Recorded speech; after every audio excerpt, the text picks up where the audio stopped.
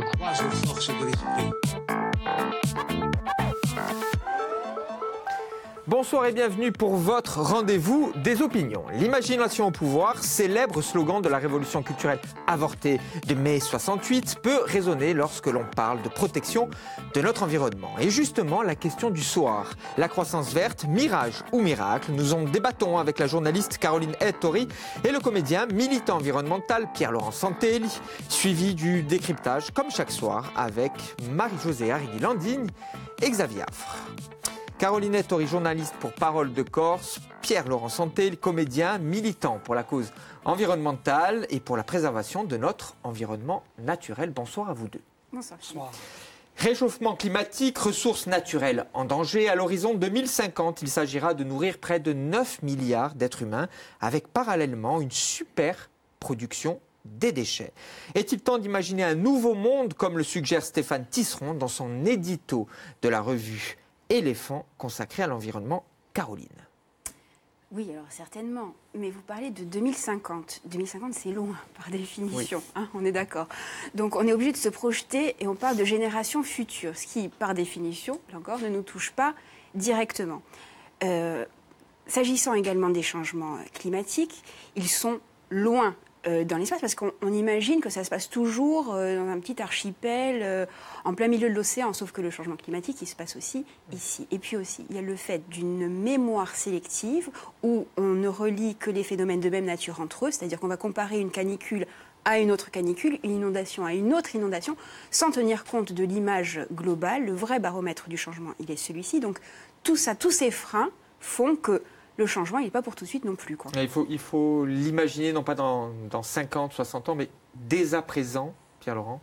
Oui, au vu de cette situation plus que catastrophique que nous vivons, les solutions doivent être à l'aube de demain matin et pas se projeter à 2050. Ouais. Même le constat est effrayant, effectivement. Alors, je vais donner une définition de croissance verte, parce qu'il s'agit aussi de cela dans notre émission du soir. Selon l'OCDE, la croissance verte consiste à favoriser la croissance économique et le développement, tout en veillant à ce que les actifs naturels continuent de fournir les ressources et les services environnementaux sur lesquels repose notre bien-être. Si on comprend bien, c'est quand l'économie va de pair avec une croissance respectueuse de l'environnement naturel. Hein. Oui, et puis c'est pragmatique, pour le coup. Moi, ce qui me plaît dans cette définition, c'est qu'elle inclut les ressources naturelles. Oui. Trop souvent, très souvent, on ne sait pas trop, on caricature les associations de l'environnement comme ayatollah vert. C'est peut-être pour vous. Non, enfin, je dis que c'est une caricature. Bien sûr, c'est pas vos propos, bien évidemment. Et où le message reçu ou perçu, c'est de dire, oh là là, on arrête tout, on ne touche plus à rien. Là, qu'est-ce qu'on dit? C'est que la croissance, elle peut être pluri- ou multidimensionnelle, à la fois protection de l'environnement, mais on tire de l'environnement et de ses ressources un profit économique, tout en préservant les richesses. Je adiava pana washtazar Agusti en disant d'abord que pour moi, croissance verte, c'est un peu un oxymore, un peu dire tout et son contraire en même temps.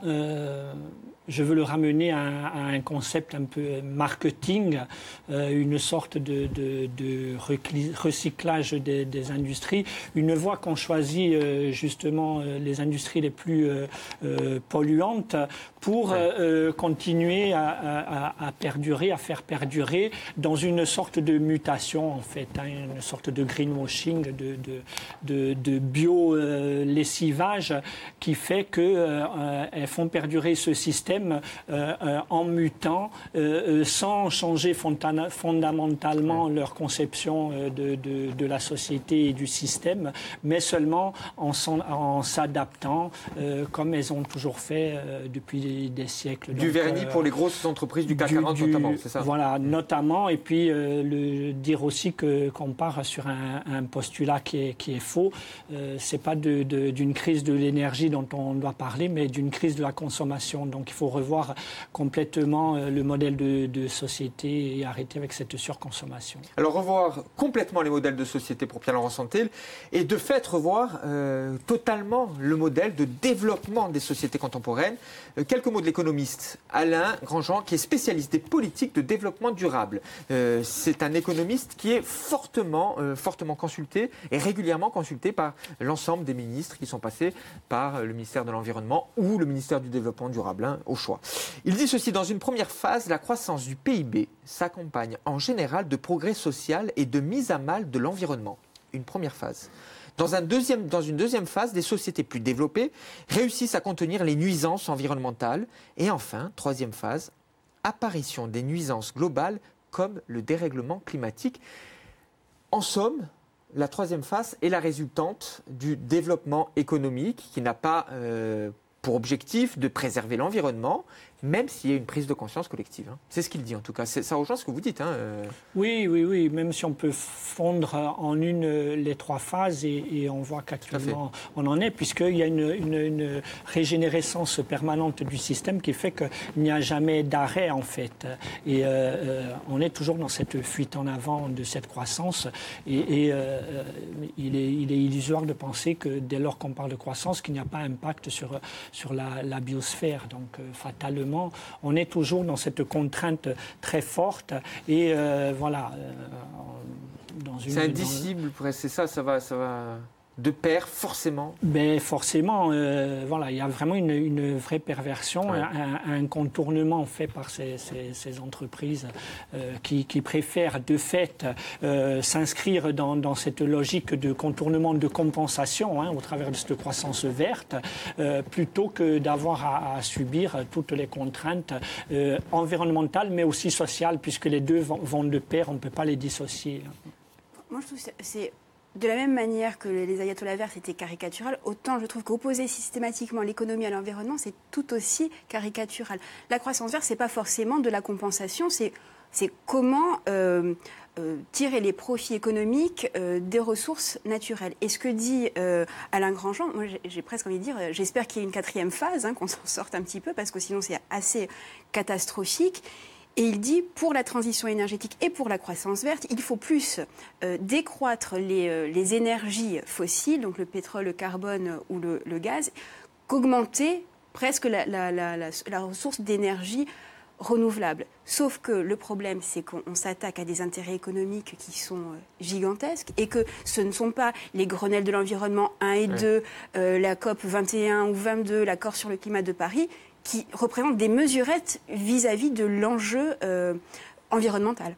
Alors, lorsque l'on évoque l'accord de Paris, on parle, et l'ensemble des organismes de défense de l'environnement et de protection de l'environnement parlent de la création de près de 175 000 emplois verts sur les années à venir, sans véritablement donner de date définitive. Si l'on s'intéresse à la Corse, et c'est important pour nous, est-ce que finalement, alors là, Pierre-Laurent, c'est avec vous que j'aimerais voir cela. Nous ne devrions pas être à la pointe de ces questions énergétiques. Avec la Corse, l'INSEE, dernier bilan qui date de 2011, dernier bilan. 800 emplois directement liés à l'environnement. La Corse, dans le classement, elle est milieu de classement ni plus ni moins que d'autres régions. Avant de vous répondre, rebondir un peu ce qui a été dit, présenté comme nous l'a dit notre collègue, Caroline. Ça peut paraître Caroline, ça peut paraître effectivement presque une panacée. Le drame est qu'en fait, on parle ni de transition ni de remplacement, mais d'empilement. Il n'y a pas de substitution. Les énergies fossiles continuent à être exploitées et pour autant, on superpose d'autres énergies qui font appel à ces énergies fossiles pour continuer. On est dans des phases d'un peu de toxicodépendance, comme ces junkies qui vont ramasser des mégots de cigarettes dans le caniveau. On va chercher des matériaux, extraire des matériaux de plus en plus rares, de plus en plus loin, avec des impacts forts pour fabriquer, que ce soit éolienne ou... Donc on est là dans cette... Donc revoir plutôt le modèle de société plutôt que chercher comme ça bricolé de la sorte. Pour les emplois verts en Corse. Pour les emplois verts en Corse, il faut voir ce qu'on y met. C'est toujours pareil. On nous lance des chiffres. Qu'est-ce qu'on parle de paysagistes, de brigades vertes. Oui, c'est ça. C'est exactement ça. Effectivement, il serait intéressant qu'en Corse, on se penche réellement sur cette problématique. On a beaucoup de retard structurel et même... Vous le ressentez là au sein de l'association, d'Oulevent notamment, ce retard structurel. Et est-ce qu'il y a aussi un retard de prise de conscience collectif de la part de la population sur ces enjeux, sur ces questions d'enjeux environnementaux ? Oui et non, puisque il semble que la strate manquante, ce soit au niveau du politique et de l'impact réel et concret de mesures à mettre en œuvre.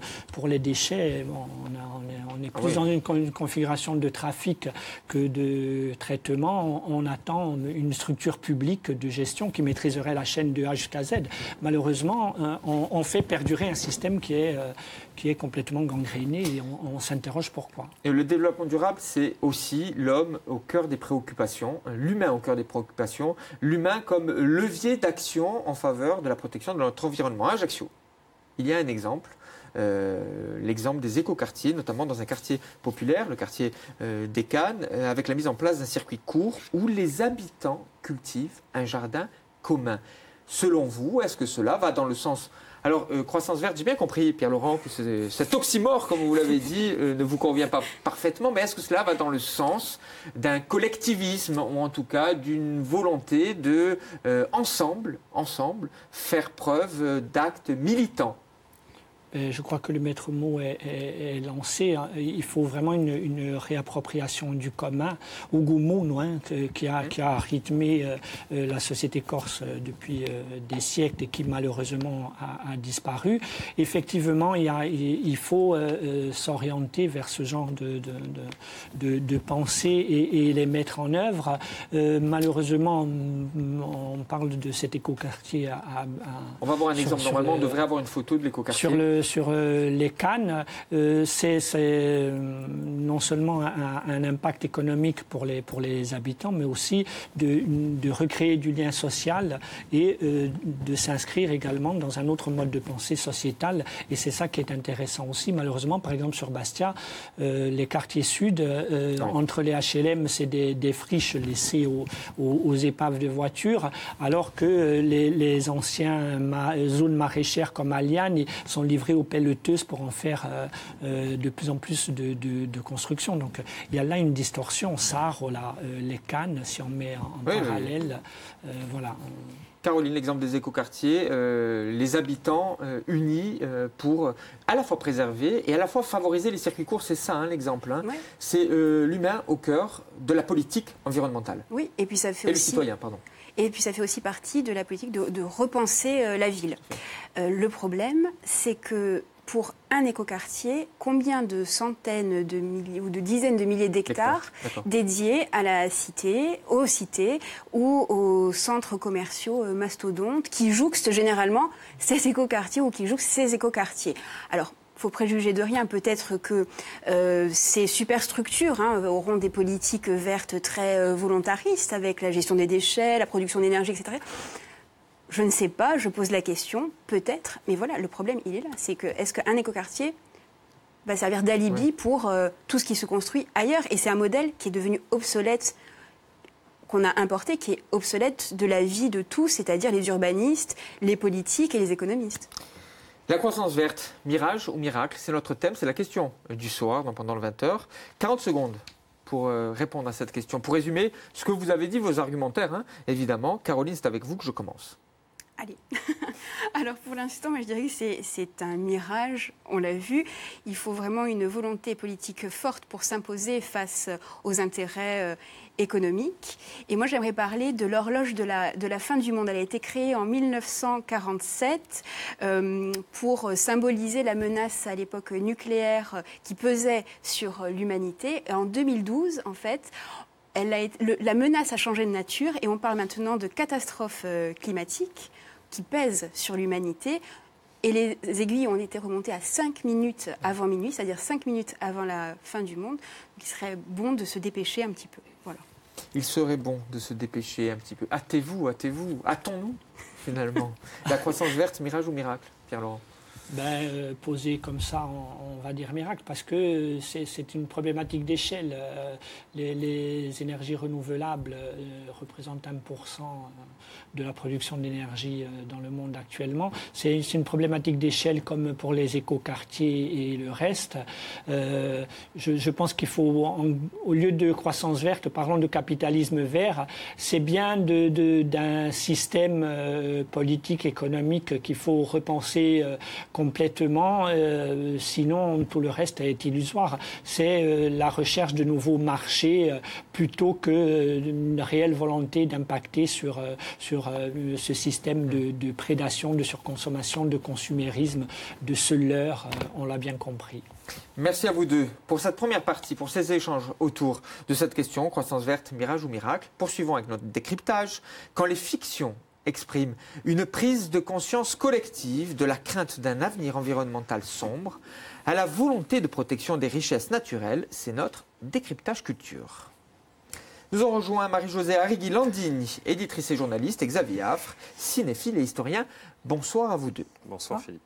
Marie-Josée, c'est avec vous que nous allons commencer les 3 petits précis de mondialisation d'Éric Orsena. Oui, l'académicien que tout le monde connaît bien. Académicien depuis 1998.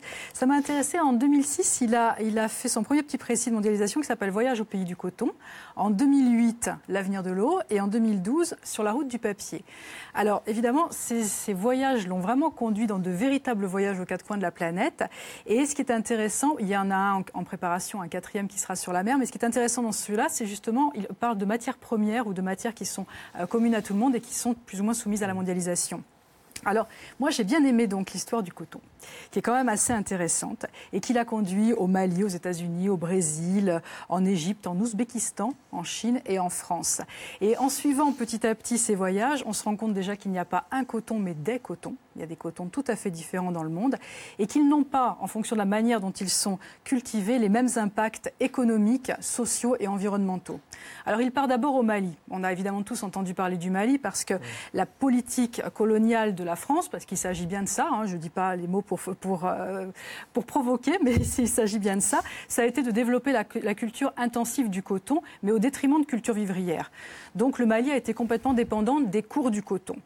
Et évidemment, quand les cours ont chuté, le Mali s'est retrouvé dans une difficulté assez importante. Et le coton, ça ne se mange pas. Donc, vous n'avez plus qu'à stocker ou vendre à perte, ou stocker en attendant que les cours remontent. Alors, il y a une compagnie malienne de développement des textiles qui a été créée, dans laquelle la France a encore des intérêts d'ailleurs. Et c'est vrai que les recommandations de la Banque mondiale et du FMI étaient aussi aberrantes puisqu'ils voulaient privatiser cette compagnie, par exemple, pour sauver le Mali, mais en même temps, ça, évidemment, précipitait la perte des agriculteurs. C'est un peu particulier et très paradoxal. On découvre aussi ensuite, quand il va aux États-Unis, que la culture du coton est très subventionnée et que donc, même quand elle est à perte, eh bien, c'est pas grave, les subventions arrivent. Et ça contribue aussi à faire chuter le cours du coton mondial, puisqu'il y a un coton à bas prix qui arrive et qui est... on découvre aussi évidemment que c'est à ce moment-là qu'est créé le fameux glyphosate, le fameux herbicide, et surtout les plants ensuite qui vont résister à l'herbicide, parce que bien sûr ce serait trop simple si on s'arrêtait à simplement ça.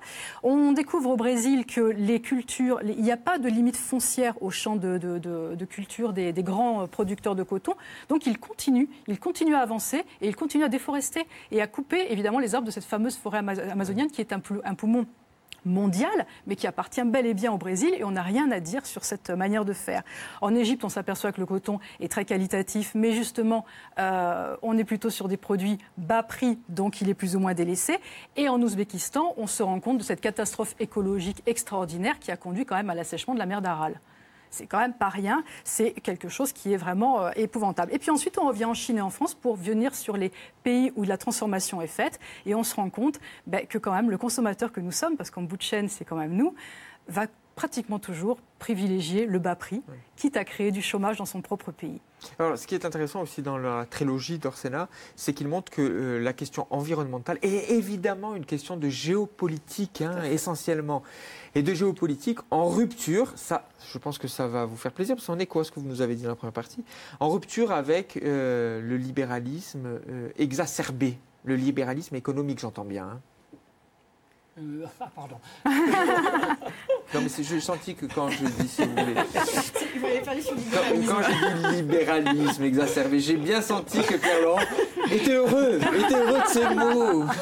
Non, Et ça lui a suffi, en fait. Effectivement, on y est de plein pied au travers de cet exemple, mais on pourrait en décliner tant d'autres, et avec aussi l'impact sur l'humain, sur l'exploitation, voilà.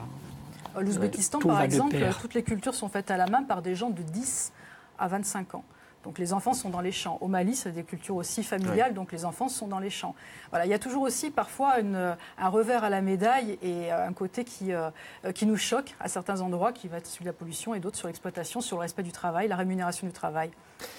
Les 3 petits précis de mondialisation d'Éric Orsena. En 2006, voyage au pays du coton, petit précis de mondialisation 1. Chez Fayard, important de le signaler. 2008, l'avenir de l'eau, petit précis de mondialisation 2. Prix Joseph Kessel, c'est important de le signaler. 2009. Et enfin, 3 sur la route du papier. Non, je ne dirai pas, petit précis de mondialisation 3. Chez Stock, Fayard et Stock. Passons avec vous au cinéma. Beaucoup à dire sur la croissance verte au cinéma. Mais j'ai voulu revenir vers un classique que, en principe, tout le monde connaît. Vrai, Caroline, Soleil vert. De Richard Fleischer, alors qui sort en 73, et avec Charlton Heston, évidemment, grand comédien, et Edward J. Robinson, qui était un peu sur la fin, puisqu'il meurt quelques temps après, même si c'était difficile pendant le tournage. Parce qu'on est en 2022, autant vous dire que pour nous, c'est demain. Alors non, c'est pas la date de la prochaine, le film ne parle pas de la prochaine élection présidentielle française, mais nous parle de l'environnement, où les hommes ont épuisé complètement les ressources naturelles, et il reste le soleil vert, cette espèce de petite pastille qui sert à nourrir une population qui est quasiment dans la misère et qui ne peut plus se nourrir, avec la police qui est toujours très présente, qui assure l'ordre. Et puis c'est l'histoire de Charlton Heston, qui est un policier qui décide de découvrir cette espèce d'effroyable réalité de la société, de sa société humaine. Quand on voit aujourd'hui et quand on le revoit, force est de constater qu'on est vraiment dans le présent. Pour le coup, là, c'est une œuvre adaptée d'un roman, déjà, mais qui est assez visionnaire et je crois qu'il gagne en qualité à chaque revision, si on peut parler comme ça. Et alors, il est question, voilà, je le dis, c'est pas grave, je serai pardonné. Donc il est question de morale écologiste, évidemment. Alors le sujet est très très intéressant parce qu'on parle de surpopulation, on parle de famine et on parle de pollution. Je crois que c'est des thèmes qu'on a plus ou moins abordés finalement autour de la table. Et d'éthique aussi. Et d'éthique.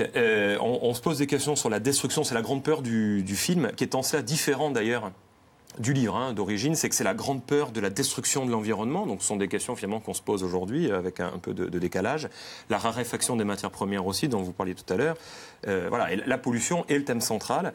Et alors je vais vous laisser cette petite réflexion et méditer, parce que le film sort en 73, quelques années après un rapport du Club de Rome, club d'économistes, qui s'intitulait « Halte à la croissance », pour l'interrogation, et un rapport qui s'appelait « Sortir de l'ère du gaspillage ». Comme quoi finalement, 50 ans après, on parle toujours des mêmes choses, sans que de solutions soient avancées. Oui, la thématique de la décroissance. Il y a un autre film. Oui, c'est ma petite fiche verte. Oui, petite fiche verte, mais voilà. Fiche qui n'est pas biodégradable. Je sais pas, oui, si. Recyclable. Oui, recyclable. Oui, c'est Promised Land de Gus Van Sant, qui était sorti en 2013 avec un Matt Damon génial, bon, comme souvent. Et il joue justement le représentant d'un grand groupe industriel qui vient dans une petite ville de campagne américaine et qui est persuadé qu'à cause de la crise économique, les gens vont accepter absolument son offre. Évidemment, il est question de gaz de schiste. Il propose à chaque fermier de pouvoir de pouvoir percer, de pouvoir récupérer ce qui se cache dans le sous-sol. Il est accompagné de Frances McDormand, immense comédienne aussi dans le film. Et puis petit à petit, il a face à lui un instituteur qui pourrait très bien ressembler à Pierre-Laurent, un instituteur ou un activiste écologique, là, ont compris évidemment la réalité des choses. Et sous la forme d'un film très simple, il ne faut pas attendre grand-chose, mais le film est vraiment simple, mais moi je trouve assez beau, une espèce de thriller écologique comme ça, sur la manipulation, sur l'éthique. Le personnage évolue. Et puis ce qui est intéressant avec Gus Van Sant, c'est que pour une fois, on est du côté des méchants. C'est rare les films sur l'écologie où on est dans la peau du méchant. Matt Damon, au début, c'est le méchant, c'est le représentant du grand groupe industriel. qui s'humanise un peu quand même. Et puis, on nous dépeint l'Amérique rurale. Vous savez, on parle beaucoup en ce moment de l'Amérique rurale, avec beaucoup de tendresse. Là aussi, c'est assez rare. Donc voilà, c'est du Gus Van Sant, simple, efficace, mais c'est un beau film politique. Voilà. Ah oui, un film politique. Et le terme a été lancé dans cette seconde partie, il est essentiel, éthique. Éthique. C'est essentiel lorsque l'on parle de conscience environnementale. Puis c'est le système économique qui est critiqué, Oui. plus généralement, bien sûr, plus que le gaz de schiste. C'est vraiment le système capitaliste qu'on met Et en encore avant. une fois, c'est en écho à ce que nous a présenté Marie-Jo, il y a cette idée de la critique du libéralisme économique. Alors quand on dit libéralisme économique, ça peut paraître très caricatural. Ne me regardez pas comme ça. Mais on parle du libéralisme très, très exacerbé, vraiment, sans aucune limite, sans aucune volonté de protection de l'environnement. C'est la critique et d'Eric Orsena et de ce que vous nous avez proposé avec Promised Land. Promised Land Promised, oui. Promised Land. J'ai fait des progrès. Merci beaucoup, en tout cas, à vous quatre, d'avoir débattu autour de cette question des enjeux essentiels de l'avenir, le développement durable, la transition écologique, la protection de notre environnement. Vous pouvez revoir évidemment cette émission sur la page Facebook de France 3 Corse Vie Astel et abonnez-vous sur la chaîne YouTube de France 3 Corse Vie Astel avec le petit onglet tout en haut à droite pendant le 20h. Je vous dis à demain, même lieu, même heure. Ça se passe pendant le 20h.